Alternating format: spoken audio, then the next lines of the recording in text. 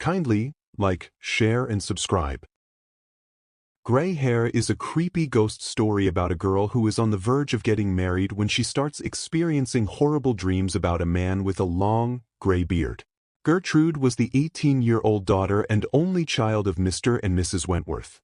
She was an attractive girl with smooth skin, pretty features, and a pleasant physique. Her parents were very shocked when she came down to breakfast one morning and announced that she was getting married. After all, she had only just finished school. The object of her affections was a young man named Walter. He was 20 years old and quite handsome and athletic. Gertrude had met him at a football game and took an immediate shine to him. When her parents tried to talk her out of marriage, Gertrude brushed off their concerns and assured them that everything would be fine. She said Walter had recently inherited a large sum of money from his uncle. Gertrude found rich men very attractive and she was eager to help him spend it. No matter how hard they tried, her parents were unable to change her mind. Gertrude was soon showing off her new diamond engagement ring and telling her parents that the wedding would take place in 3 months' time. She invited Walter over to the house to meet her parents. Mr. and Mrs. Wentworth were anxious to find out all about him. He appeared to be a nice and decent young man and seemed so utterly devoted to Gertrude that her parents began to warm to the idea of the marriage.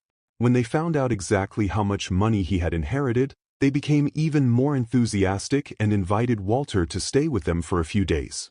However, that very evening, Gertrude began to feel very tired and exhausted.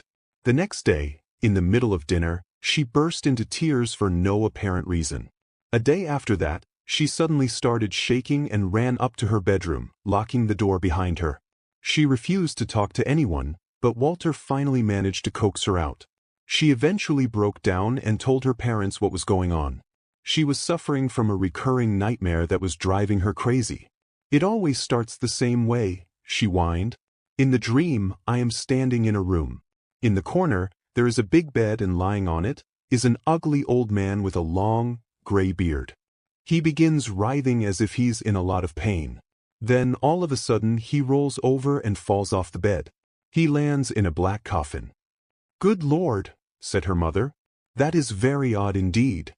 Walter went pale. Every detail of Gertrude's nightmare seemed to make him more and more distressed.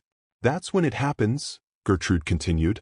"As I watch in horror, cracks start appearing in the coffin and I can see big clumps of long gray hair streaming through them. The hair creeps over the lid and completely engulfs the coffin. It starts moving towards me, slithering across the floor like a gigantic, woolly snake. Then, the room is suddenly plunged into darkness and I can feel something spreading across my face. It's the gray hair. It starts wrapping itself around my head, forcing itself down my throat, suffocating me. I can't breathe, can't see, I can't scream. It's horrible." "My God," cried Mr. Wentworth. "That is dreadful. You poor little girl. What a terrifying experience." "Yes," agreed Walter. "It's one of the most disgusting and unnerving dreams I have ever heard of." "It's so bad that I'm terrified to go to sleep at night," said Gertrude. "There must be some explanation for it." Just then, as Gertrude was absently staring out the window, a man with a gray beard happened to pass by on the street. She flew into hysterics and started screaming uncontrollably. Her parents had to carry her upstairs and calm her down. That night, they decided that she shouldn't be left alone and asked Walter to watch over her. He stayed up all night, sitting by her bedside, listening to her snore. A little after midnight, Gertrude suddenly sat up in bed and started clawing at her face. It seemed like she was trying to free herself from something.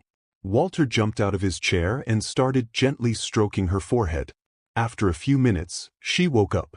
Her eyes were staring blankly, her body was trembling and she burst into tears. Walter comforted her, speaking to her in soothing tones until she calmed down. Soon, her sobbing subsided and she fell into an exhausted sleep. The next day, Mr. and Mrs. Wentworth were in the living room, watching TV, while Walter was outside, washing their car and mowing their lawn. Gertrude was in the kitchen, reading a book, when she felt something tickling her neck. At first, she didn't pay any attention, but then she looked around. To her horror, she saw clumps of long gray hair streaming out of the kitchen sink and coiling around her neck. She screamed.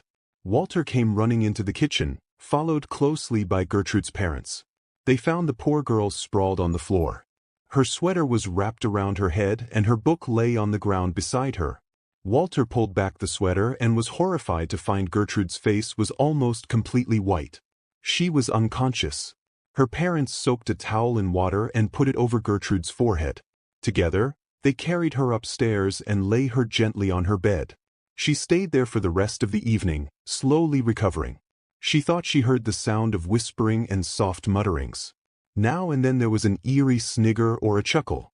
She couldn't tell where the noises were coming from. The next day, she wasn't much better. She begged her mother to remove anything that was remotely gray from her room. She had also developed a terrible fear of hair, so much so that she asked Walter and her mother and father to wear scarves over their heads. Walter spent the entire day with her, chatting quietly to her and reassuring her. It was a full week before Gertrude was well enough to come downstairs. Even then, her eyes were gaunt and she seemed to move around like a zombie. Gertrude's parents were very worried and they decided that a short break might ease her nerves. That weekend, they brought their daughter to a holiday resort by the sea. Of course, they invited Walter to accompany them. At the hotel, Gertrude spoke very little and ignored everyone else. She spent her time sitting in a deck chair on the beach and staring out to sea. However, the next morning she seemed much better. She came down to breakfast in her bikini and seemed eager to go down to the beach and take a swim. Walter was delighted and together they walked down to the water's edge. The beach was crowded and Walter jumped into the sea and swam around, encouraging his girlfriend to come in and join him. Gertrude began to step delicately into the water. She turned to wave to her parents, who were lying on the beach, then walked forward again. The water had just reached her neck when she suddenly started screaming in terror. Her head disappeared beneath the waves. Walter swam furiously towards the spot where he had last her and dived down to look for her. As her parents watched from the beach, it seemed like an eternity until he appeared holding Gertrude in his arms. He dragged her to the shore and performed artificial respiration on her. After a while, she began coughing and threw up seawater.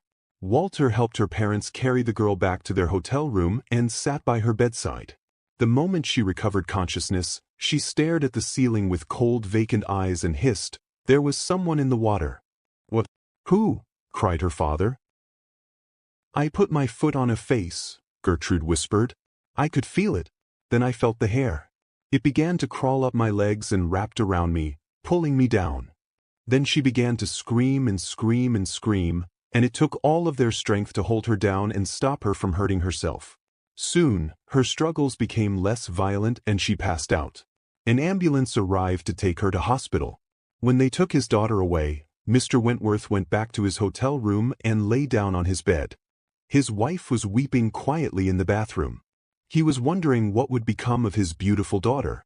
Just then, he happened to notice a small note lying on the floor. Picking it up, he discovered it was from Walter. "Dear Mr. Wentworth," it read. "When you read this, I will already be dead. I have finally made up my mind to end it all and drown myself. You see, I have a horrible secret that makes it impossible for me to marry your daughter, and without her, life would be unbearable. I have a confession to make.